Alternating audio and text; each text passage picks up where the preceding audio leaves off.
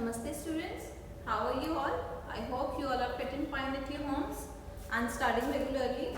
So students, in the previous class, we started this chapter number 6, mapping the world. So what we started in the previous class? Yes, we studied about maps, we studied about the 4 directions that were north, east, south and west, right? We studied about the intercardinal directions as well. Okay, after that we moved to the definition of map and we studied 3 types of maps. What were the 3 types of maps? Yes, you can tell me. One was physical map, second was political map and third was thematic map, right? So after that, when we studied the maps in detail, then we studied that how do we represent different things in a map, right? I told you about various specific colors, like blue color is used to represent mountains, brown color is used to represent mountains, blue is used to represent the oceans, right? And we studied about the yellow color as well, and green color. Green color is used to represent the plainer area and the desert area, right? So we have discussed all these things till now. Now we will study about more symbols. I told you 2-3 symbols in the last class that there are some specific symbols that we use in a map so that map become easy to understand. When I see a map, if I see a symbol, a certain symbol there, then I get to know that yes, this symbol means this represents the state of the country or the mountain, anything else, right? So yes, we will start with the symbols. In the previous class, I told you about this symbol, right? What does it represent? It represents about capital of a country, right? So if there is this symbol in the map, it means this city is the capital of the country, okay? Then there was a dot surrounded by a circle, that means capital of a state, right? Then after that, if there is a single dot, that represents the city. Like if there is a dot in the map, it represents about the city or town, right? After that, yes, we studied this symbol. There is a square and upon that there is a dome-like shape. What does it look like? It looks like a temple, and yes, it represents the temple. If there is a symbol of this, it represents the temple. Now yes, if I am going to represent a church, then how will I represent? Like this, a rectangle and then a cross upon it, right? It represents the church. Now similarly, if I am going to represent a mosque, how will I represent it? Yes, the same thing. There is a rectangle over it and a shape like this, and then a dome, right? This a dome. This symbol represents a mosque.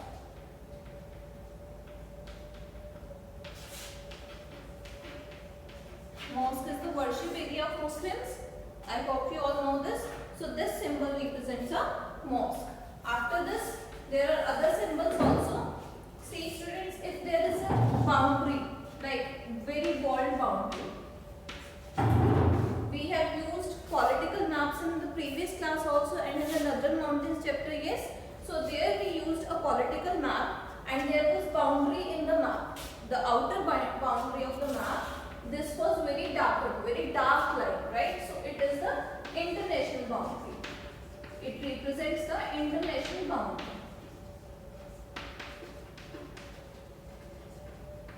Right? So after that, if this boundary is not so bold, it is not so dark, it is a bit lighter, a very light line. So same representation but the color is different. This is very dark black and this is somewhat light black. So it represents the national boundary, like division between the states. So it represents the state boundary. Okay. After that, now if there is some national highway, we represent it like this. This road kind shape represent a national highway.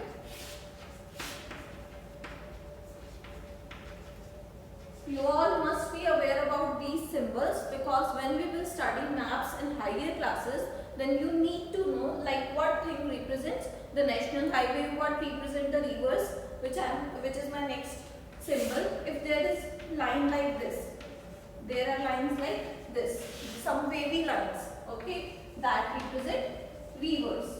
Okay students, so yes, after this a few more are left. Yes, if there is some road, simple road, this represents national highway. Now there is a single line and a dot over it, then it represents a road. Okay, so you can compare these two. This is a national highway and this is a road. Okay, after that, now if on this single line there is some fencing shown like this, there are lines, right, there are some vertical lines, so it represents the railway network of the city, of the country. What does it represent? It represents the railway network, right? So after that, yes, bridge is left. Now compare this with the highway. This was national highway, this is road. Now if there is bridge, this is the symbol, but there are some lines like this at the end. This represents a bridge. Now if this symbol is shown in the map, that means it is a bridge, right? So after that, yes, two symbols are left.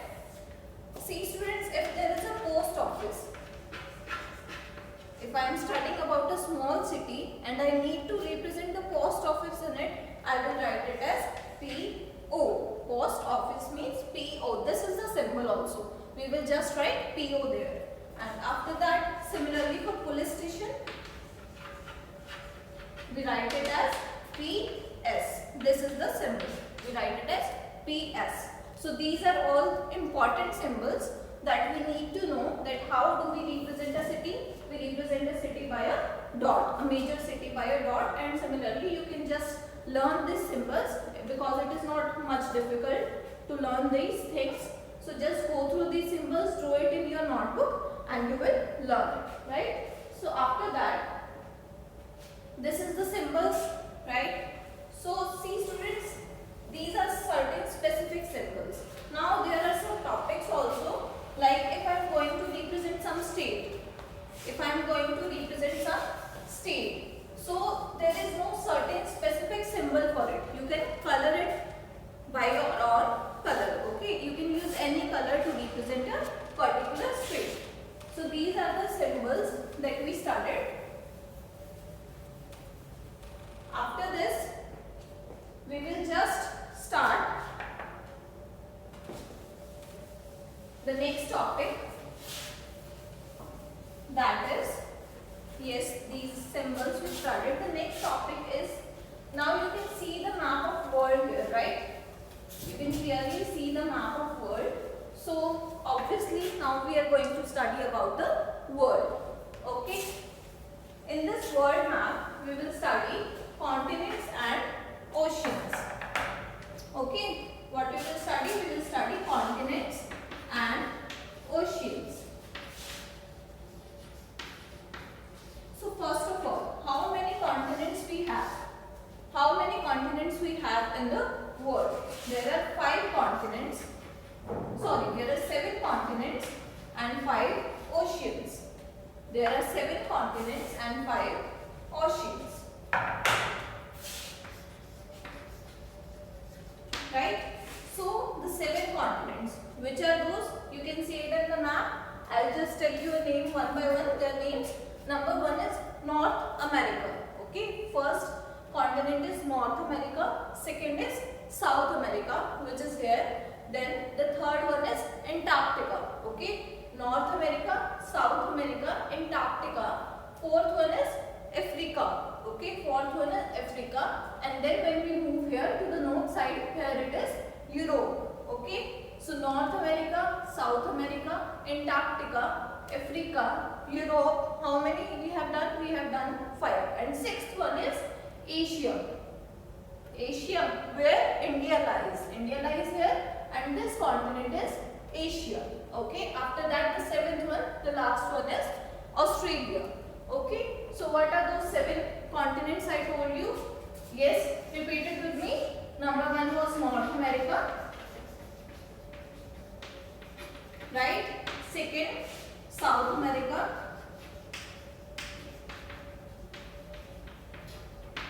Then third one, it was Antarctica, right? Then Europe, Asia, and yes, two others left are, one is Africa and the last one Australia at the south side. Australia, right? So yes, 1, 2, 3, 4, 5, 6 and 7. We have 7 continents. Just go through these names and then yes, moving on to oceans. Now students, we started in the previous class that oceans are represented by blue color. So all this area in the map which is shown blue, these are all oceans. Now this ocean part, this whole ocean part in the world, it is majorly divided into 5 parts. It is majorly divided into 5 oceans. Now what are those names? Number 1 is Pacific Ocean. Here it is divided again as north and south. So yes, majorly it is one class, that is Pacific Ocean, right? Number 1 is Pacific Ocean. After that, when we move here to the east side, then we have Atlantic Ocean here. What is the name? Atlantic Ocean. Atlantic Ocean, right? Then when we move to the next, there is Indian Ocean. This is India, right, in the map. This is India, and below the India, this ocean is named as Indian Ocean. So what is the third one? It is Indian Ocean, right? Yes. Now the fourth one, it is this. So now to the south side, this is this Southern Ocean. Okay, it is Southern Ocean. Now the last one. These are the 4 we started: Pacific Ocean, Atlantic Ocean, Indian Ocean, Southern Ocean, and then yes, one more is left. It is Arctic Ocean. We can see it in the map also. Here it is Arctic Ocean, right students? Yes, it lies here. It is Arctic Ocean. Okay, so these are the 5 oceans and these are the 7 continents that we studied. So yes, this topic is done, continents and oceans. After this, we will move to the next topic.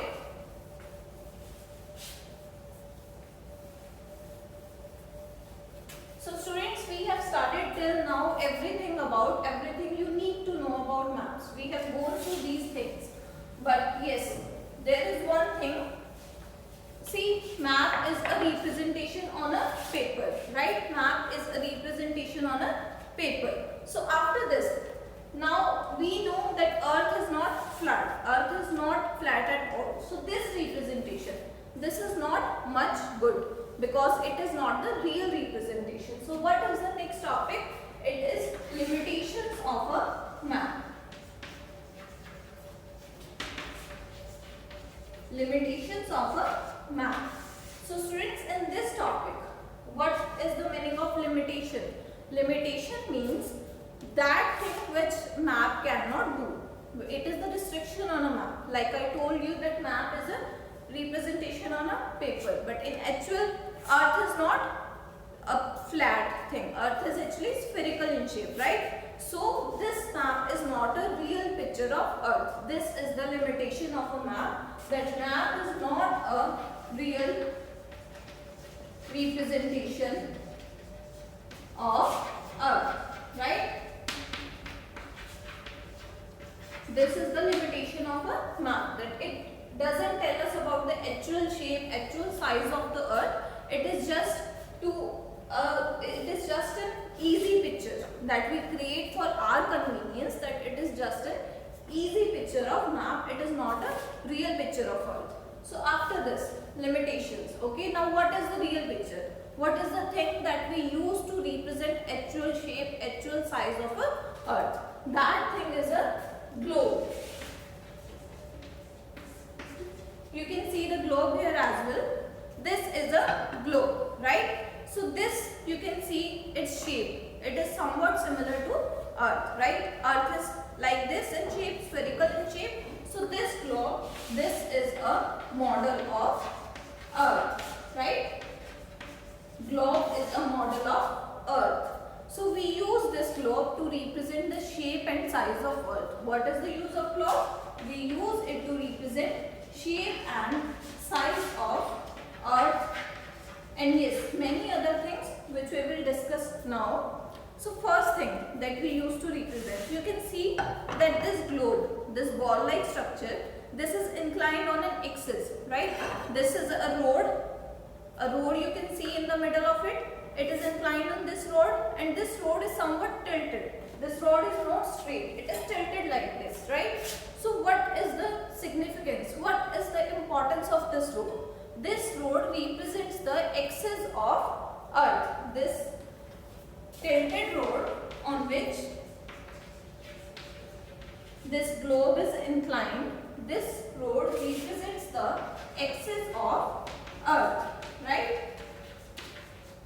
So in actual, earth has this axis and it rotates about its axis. You can see that this globe is rotating, right? So in actual also, our earth, the planet earth rotates like this.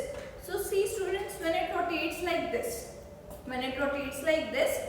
there is change of day and night. Now this side, if I am having sun here in actual solar system model, if sun is here and the earth, this portion of earth faces the sun, then this area will have day. Now this portion which is which has backside towards sun is here. Now this is not facing sun, so this area, this back portion will face night. So what happens when earth rotates over its axis? When earth is rotating over its axis, we face days and nights depending on which side sun is present, like which face of earth is facing towards sun, right? So you got my point. If sun is here, this area is facing day and here it is night, right? And the earth keeps on rotating like this about its axis always. It always keeps on rotating like this around its axis. So see students, after this, now yes, this point, this topmost point, this globe, this topmost point is known as North Pole. What is it known as? Yes, we are studying about the globe. I am just writing here the terms we are studying. We studied about the axis of earth, right? Now the next thing, North Pole. This topmost point is known as North Pole, and this bottom point, see, this is the bottom point of this road and the globe as well. So this bottom point is known as South Pole. Right? We will study these terms in detail also in the next class. For now, what is North Pole? It is the topmost point of the globe or the earth, we can say. This, because this globe is representation of earth, right? So it is the topmost point of this globe. And South Pole is the bottom point of this globe, right? Now in the next class we will continue with the next features of this globe. There are many more interesting things to know about our earth and this globe. So we will continue with these topics in the next class. Till then you just study the topics we studied today. What we studied today? We studied about the continents and the oceans, right? And then yes, we studied about the globe, right? Yes, we studied that globe is a model of earth. It does all the things that a map cannot do, right?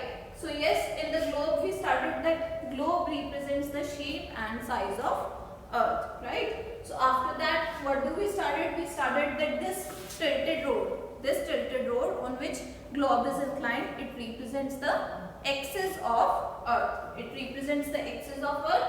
Then yes, we started about the North Pole, the topmost point, and the South Pole, which is the bottommost point of this globe and also of the Earth as well. So till then students, keep studying and take care. Namaste.